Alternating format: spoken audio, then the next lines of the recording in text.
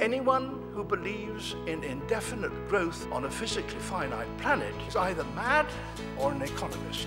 We don't want to focus politics on a notion that involves the rejection of principles around which a large majority of our fellow citizens organize their lives. We are not as endlessly manipulable and as predictable as you would think. I've been following the food chain, and this has been my work for a dozen years. I wrote Omnivore's Dilemma, which was my first book totally dedicated to food, and that really looked at agriculture and how we bring food out of the earth, and it focused on farming to a large extent. And after I did that, and that's a book really about where your food comes from, which is something that in modern life we've lost track of. This story of where our food comes from, 75 years ago, you could not sell a book about that because everybody knew where their food comes from. They were directly involved with agriculture, or they knew somebody who was, and they'd been on farms. And so I've been very fortunate in that there's now this job description where you tell people what once everybody knew and get paid to do it. And then I leapt ahead because readers were asking me a lot of questions about health. So I started looking at the other end, the far other end of the food chain, which is to say what happens to our bodies when we ingest this stuff. What do we know about the links between diet and health, which is a very vexed subject. And I spent a lot of time exploring nutrition science, trying to come up with some answers. And that resulted in a book called In Defense of Food, and another one, a small book of food rules, as it's called, an eater's manual. But along the way, I kept getting these powerful hints that the middle link of the food chain, the one where the stuff coming off the farms is transformed into meals, was perhaps the most influential. And this was surprising to me because it seemed the one that was most obvious. You know, cooking, or food processing, as we call it when corporations do it. But I came to see that the kind of agriculture we have is very much a function of the kind of cooking we're doing. So that if you're letting fast food companies cook your food, you're going to have vast monocultures of corn and soya and animals in feedlots. And the reason is that fast food companies and other food processors drive down the cost of food relentlessly and force economies of scale and efficiencies, or what are called efficiencies, on farming. And I'll just give you one example. If you go to McDonald's, anywhere in the world, you will find French fries, or chips, as you call them, and you will find that they're always made from the same potato, the russet Burbank potato. This is a potato from America that's unusually long and difficult to grow, but that's what they want, because when you're McDonald's, you like those red boxes with a little bouquet of very long chips. It looks really good. And so they insist that all their potatoes be russet Burbanks, and they further insist that they have no blemishes at all. There's a very common defect of russet Burbank potatoes called net necrosis. And you've seen potatoes with a little brown line sometimes, or spots that come through it. Well, McDonald's won't buy them if your potatoes have that.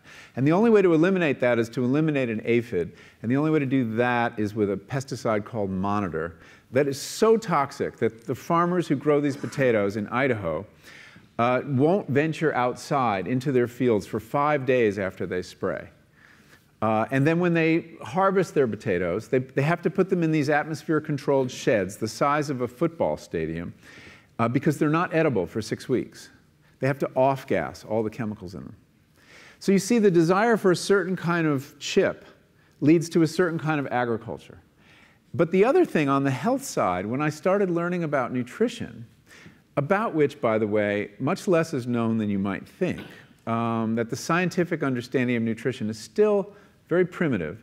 But I learned that what mattered most about one's health was not necessarily the nutrients, good or bad, that you were consuming or staying away from, or even the calorie counts. But what predicted a healthy diet more than anything else is the fact that it was being cooked by a human being and not a corporation. Corporations cook very differently than people do. They use vast amounts of salt, fat, and sugar, much more than you would ever use in your own cooking. And the reason they do that is those are three incredibly attractive and incredibly cheap ingredients. And when they're layered properly, as in a chip or various pastries and forms of junk food, they're incredibly addictive. And in fact, people in the industry, they don't talk about addiction in the food industry, even though they traffic in addiction. They talk about craveability. It's the same thing. And snackability is another term they use. It's a lovely word. Anyway, so I came to see that cooking has a huge bearing on our health. And in fact, there's been a lot of research in America that shows that even poor women who cook have healthier diets than wealthy women who don't. So you see, the usual class bias in the quality of diet is overtaken by this fact, this key fact: who's cooking your food? I basically developed this appreciation for how important these transformations are in the middle of the food system. And the middle link of the food chain deserved a book of its own. And that's what got me started on this book. That and the fact that home cooking is in free fall. It's been declining since the mid-'60s as processed food has become more prominent and as fast food has really taken over our diets. And in America, I don't have the numbers for Great Britain, although I'm told they're quite similar. Rates of home cooking have fallen by half since the mid-'60s. In America today, we spend 27 minutes on cooking per average, and 4 minutes cleaning up. Now, that 4 minutes should tell you something. I mean, what kind of cleaning up can you do in 4 minutes? You can crumple a pizza box and scrape some plates, but you're probably not tackling a pot. What it suggests is even that definition of cooking may be rather diluted.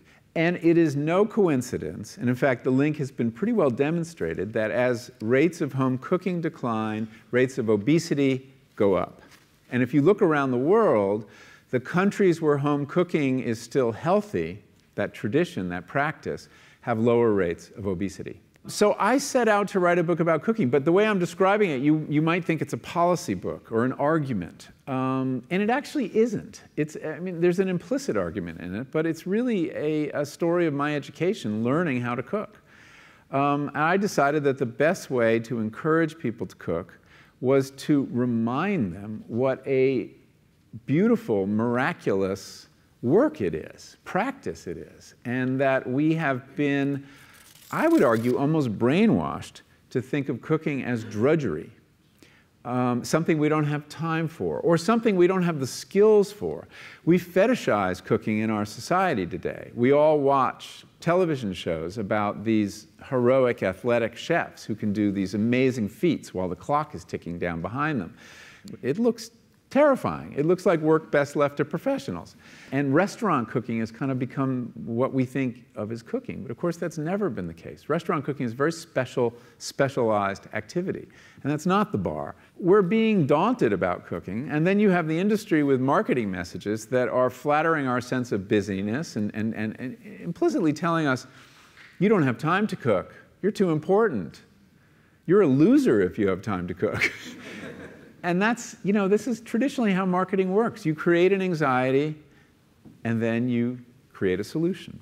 So I do tell the story of how we came to this in the United States, and how a culture of home cooking was dismantled, deliberately dismantled by the food industry.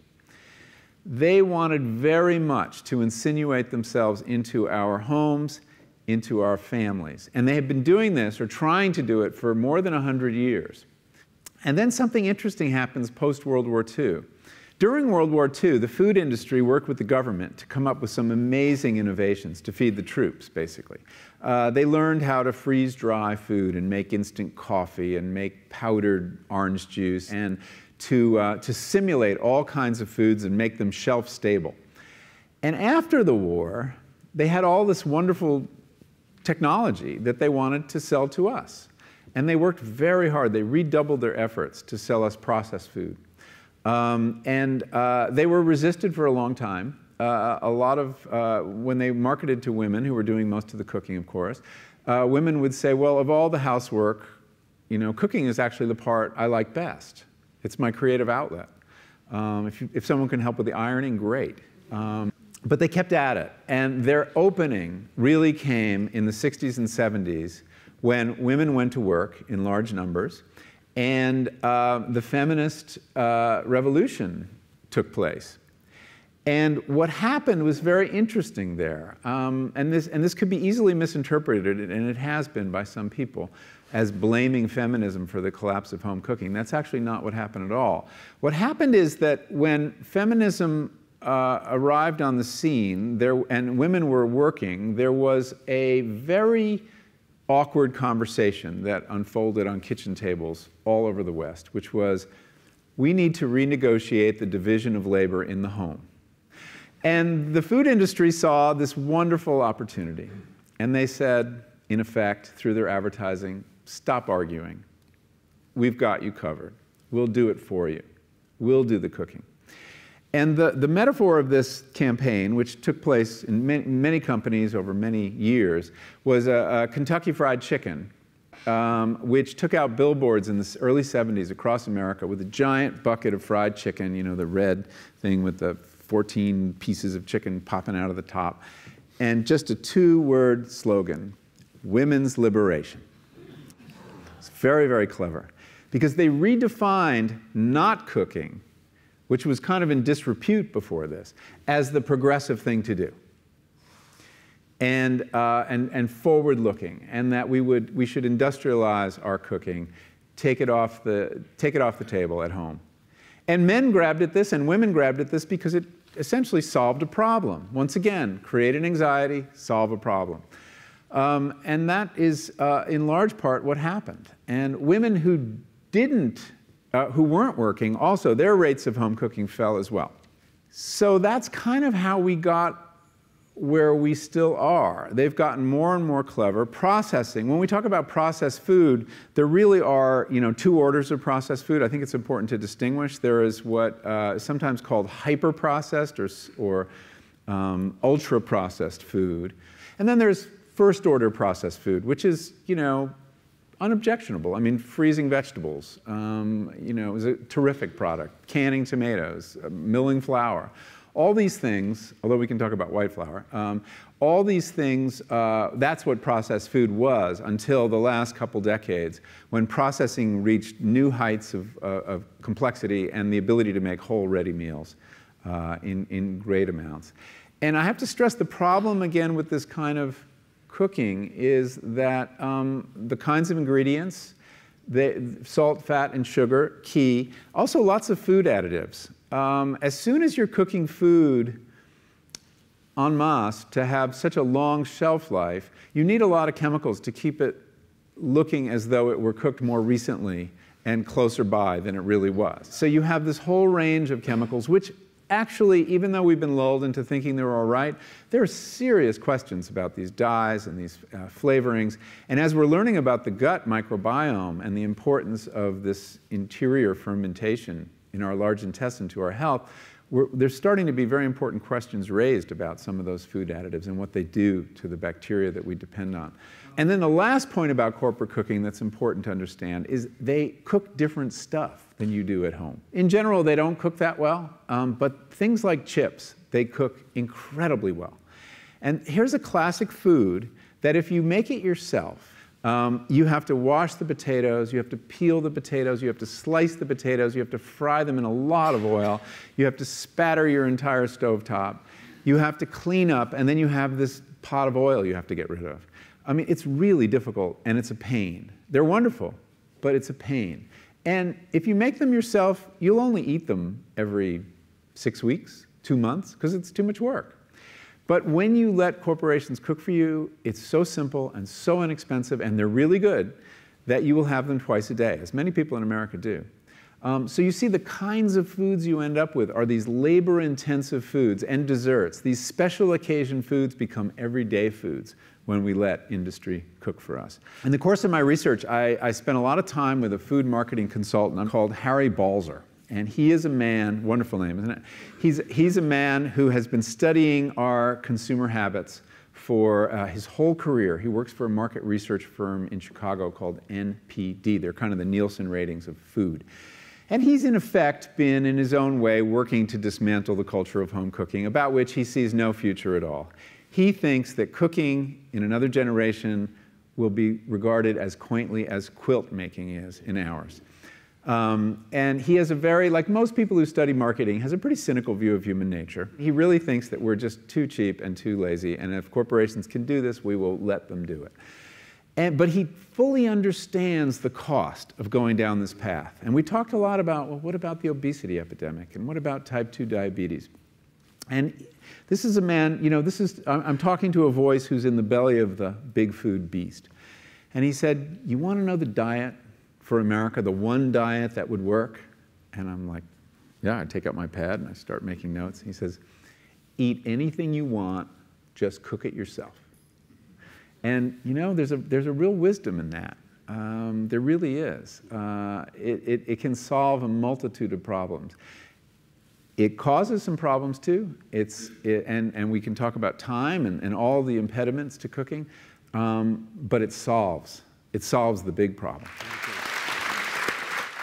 What would be your view generally on government intervention? I know in sort of food standards and things like that, I know, say, for example, Mayor Bloomberg's effort in the US to ban large drinks. Do you think there's a happy medium there where something can be worked out, or do you think the food industry is always going to get around it? The role of the state, you mean? The role of the state, yeah. Well, you know, it's funny, I've been asked that in the last day, because there's also this new proposal in Manchester, I guess, to force chip shops to close during school hours if they're near schools. And my reaction to all of these proposals is this. We have a public health crisis around food. It threatens to bankrupt us as a society.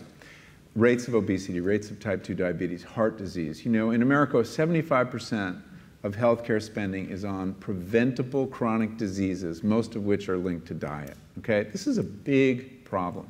The reason Mayor Bloomberg got so engaged on the question of soda was that when he took office, he looked at the books and he saw that the biggest budgetary crisis was in the public hospital system in New York.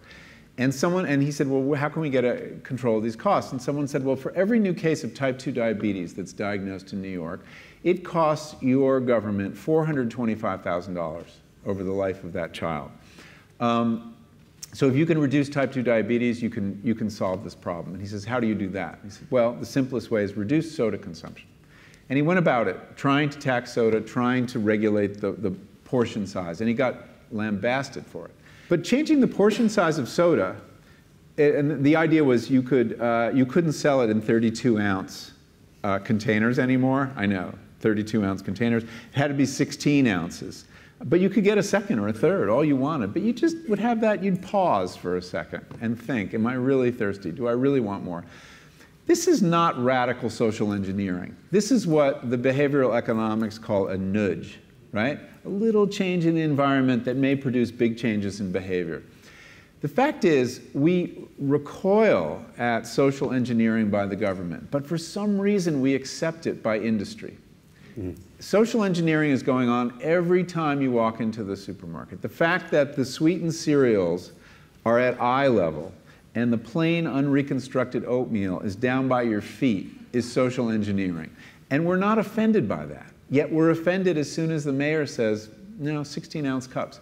So my take is we should be equally offended. If we're going to be offended by social engineering, let's look at how corporations are doing.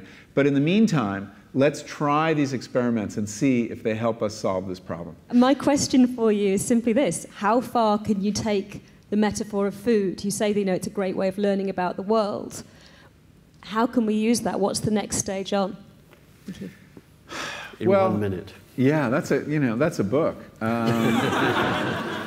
One of the things that I got interested in when I was doing this was, as I alluded to, is fermentation and bacteria. And as I delved into our relationship to bacteria, which food brings you into, fermentation especially, it completely revolutionized my understanding of human identity. You know, you're only 10% human, you're 90% microbes. You're a superorganism. The first person plural needs to be adopted by all of us. And it's not trivial because as scientists, there's a scientist I quote in the piece who says, we need to understand health as a collective property of the human-associated microbiota. So food can take us places we haven't gone yet, and an understanding of and talk about our implication in the world. This is telling you the environment is not just out there, it's passing through you and is part of you. And you have a wilderness here as well as one out there. So I don't think we're done in coming to terms with how food connects us to the world.